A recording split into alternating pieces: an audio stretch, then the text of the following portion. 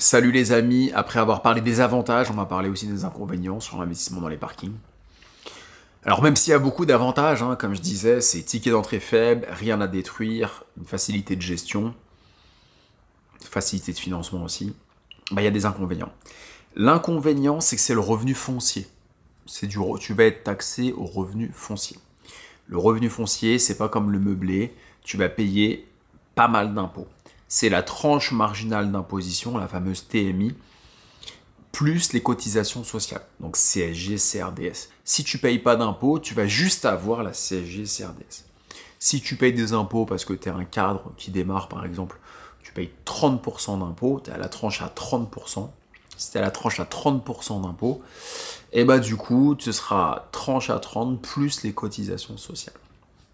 Tu vas être imposé si tu fais moins de 15 000 euros de chiffre d'affaires, donc de loyer encaissé, tu auras un abattement de 30% parce que tu seras dans le microfoncier. Ça, c'est déclaratif, c'est au moment de ta déclaration d'impôt. Donc ça, c'est un inconvénient à l'imposition. Sauf si tu es en imposition en société, sur une SCI que tu peux choisir en option à l'impôt sur les sociétés, parce que d'origine elle est à l'impôt sur le revenu, donc là c'est transparent, c'est juste pour éviter l'indivision. Mais si tu l'assujettis à l'impôt sur les sociétés, tu seras sur le régime des entreprises, donc il y a quand même des avantages, mais il y a aussi des inconvénients. Donc la fiscalité, elle n'est pas hyper avantageuse, il n'y a pas vraiment de niche fiscale, mis à part les 30% d'exonération du microfoncier. Autre inconvénient, il va te falloir beaucoup de parking quand même pour générer suffisamment de revenus fonciers, si tu veux t'arrêter de bosser.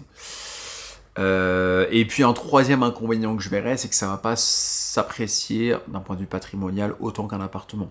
Si tu achètes un appartement à Nantes par exemple, tu l'achètes 6 000, 5 000 ou 6 000 euros du mètre carré, il y a des chances que dans 10 ou 20 ans, bah, il vaille plus cher.